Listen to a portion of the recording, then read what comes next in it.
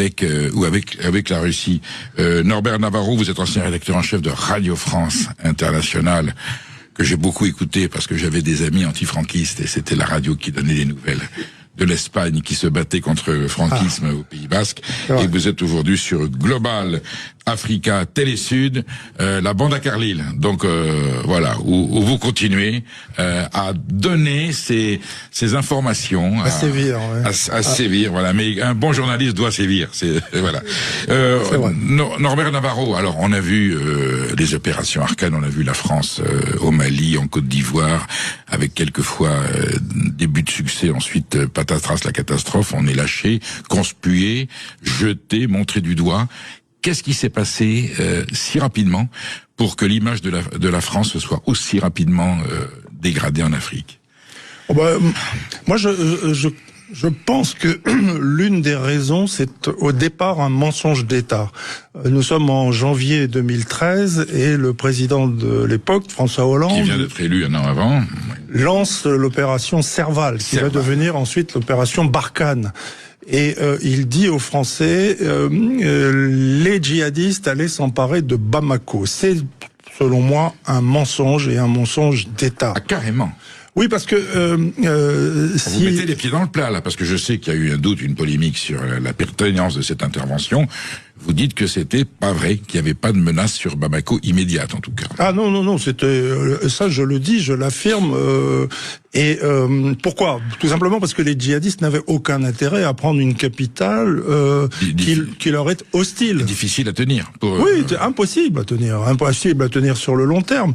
Et deuxièmement, parce que les djihadistes avaient un autre but de guerre lorsqu'ils sont passés à l'offensive et qu'ils ont été arrêtés par les parachutistes français. C'était la piste de l'aérodrome de Sévaré. Alors là, oui, ça, ils la voulaient et leur ambition était probablement de couper le Mali en deux et de créer un État dans le nord du Mali avec des alliés de fait qui aujourd'hui sont complètement dévoilés, c'est-à-dire les Touaregs, puisque récemment vous avez vu qu'il y a eu une vaste offensive sur le Mali. Alors ils ont demandé des contreparties, les Touaregs, en disant on veut bien adhérer, mais vous nous préservez, vous nous obligez pas à rentrer dans une charia rigoureuse, sinon on continuera à revendiquer une identité territoriale. Je pense que la polémique elle est là en tout cas, au moment où nous parlons, ça y est, ils ont de nouveau récupéré Kidal en attendant la suite.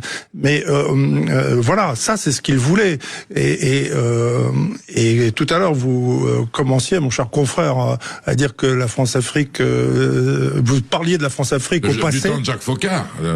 Vous en parliez au passé. Oui. Mais pourquoi en parler au passé? Pourquoi ne pas en parler au présent? Alors, est-ce qu'elle est encore viable? D'abord, attendez, Norbert, on finit. Quelles sont les vraies raisons, le vrai motif de l'intervention au Mali? Vous dites c'est un mensonge sur Bamako. Pourquoi François Hollande a tenu à y aller? Il était, j'allais dire, incité par d'autres puissances ou il y avait des intérêts sous-jacents et cachés? Non, il y avait une menace djihadiste simple, claire et nette, c'était évident. Mais de là à intervenir militairement, il fallait le justifier aux yeux des Français et on leur a raconté un gros bobard. Bamako, les djihadistes ne l'auraient certainement pas prise. Mais quel était l'intérêt d'y aller de cette façon? Pourquoi faire Serval tout de suite là et en débarquant? Alors que vous nous expliquez que ça aurait mérité un peu plus de réflexion. Non, il y avait un vrai danger de toute façon. C'est clair, mais Bamako n'était pas menacé. Non. Pourquoi avoir menti? Pourquoi avoir menti? Pour justifier aux yeux des Français une telle opération. Bien sûr. Une opération lourde qui était voulue par l'état-major de l'armée française.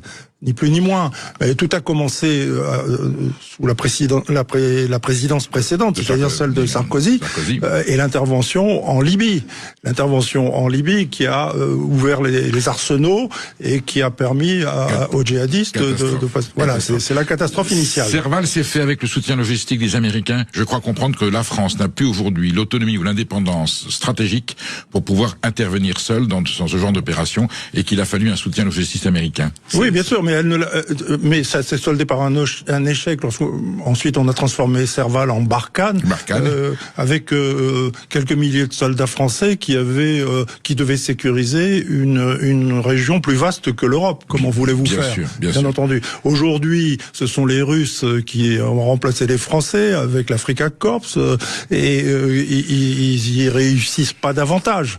Mais là où c'est grave, c'est que on a appris, en l'occurrence, c'est notre confrère Georges Malbruno du Figaro qui nous l'a révélé. On a appris que l'opération coordonnée menée par les djihadistes contre le Mali et qui, moi, m'a rappelé une autre opération en 2002, celle des rebelles qui avaient attaqué la Côte d'Ivoire avec plusieurs foyers en même temps.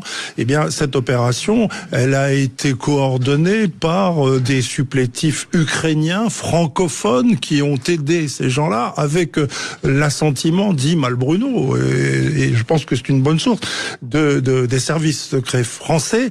Autrement dit, on a aidé une opération qui a servi les djihadistes. Qui avait intérêt, Norbert Navarro, à l'état-major français à pousser dans les deux cas, que ce soit Serval ou Barkhane? Qui à l'état-major, vous dites des généraux? Il y a des gens qui ont des intérêts pour qu'il y ait un conflit en Afrique? Où ils répondent à d'autres intérêts qui sont plus stratégiques, plus géostratégiques. L'intérêt, c'était d'essayer de reprendre le contrôle de 3 pays qui nous ont défroqués, qui nous avaient échappé. Exactement, le Burkina Faso, le Mali et le Niger. Alors en Côte d'Ivoire, Ouattara, Gbagbo, on dégage Gbagbo parce que finalement il est pas assez loyal, il est pas assez. Pas du tout. On dégage Gbagbo parce que on veut placer Ouattara. Oui. Et c'est Nicolas Sarkozy. Alors voilà, là c'est carrément la volonté du président de la République. Mais attendez, on parle de l'actualité. Hollande aurait fait la même chose ou il était plutôt pro Gbagbo? Non. Hollande n'était pas pro Gbagbo. Hollande a tout fait également pour affaiblir Gbagbo. Et ça, je pourrais le détailler très facilement. Mais on parle également d'actualité puisque au moment où nous parlons, hier soir, Alassane Ouattara, président de la République de Côte d'Ivoire, est arrivé à Nice. Il est dans le sud de la France.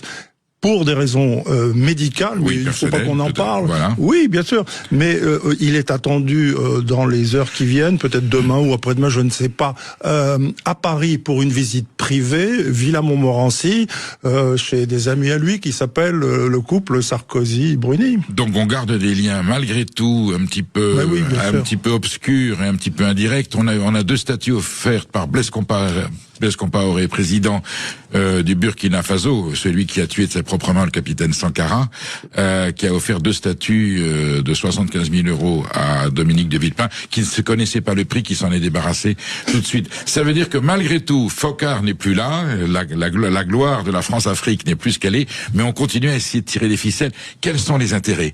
C'est financier, c'est géostratégique, c'est politique? Les deux, mon colonel, j'oserais dire. Bien sûr, la France ne serait pas ce qu'elle est sans la zone franc, qui est une grosse partie de l'Afrique, puisqu'il n'y a jamais que 14 pays en Afrique qui sont dans cet espace. Et ça, c'est effectivement, vous parliez de Foccart, c'est le franc CFA. Voilà. Donc c'est l'héritage du général de Gaulle qui perdure aujourd'hui. Parce que puis-je vous faire remarquer, mon cher confrère, que si j'ai dit il y a quelques minutes que le Burkina Faso, le Mali et le Niger ont rompu les amarres avec la France, quelle est la monnaie qui circule au moment où nous parlons au Burkina Faso, au Mali et au Niger? Sinon le franc CFA. Vous voyez qu'ils n'ont pas coupé tous les liens parce qu'ils ne peuvent pas couper tous les liens. Et donc le système mis en place par De Gaulle et Foccart juste avant les indépendances africaines, c'est un système qui perdure. La prochaine monnaie, ça sera le dollar, voire le rouble, voire le yuan, mais voilà. Alors non, pas du tout. On pense créer. La France fait tout pour essayer de promouvoir un faux-nez du franc CFA dans la région. Les pays les dirigeants africains de l'Ouest, de l'Afrique de l'Ouest, ont en tête de s'arrimer à un géant qui fait peur à la France, qui est le Nigeria, avec une monnaie qui s'adosserait sur. C'est un projet parallèle, si vous voulez, qui s'adosserait sur l'économie nigériane, qui est la première économie de cette zone.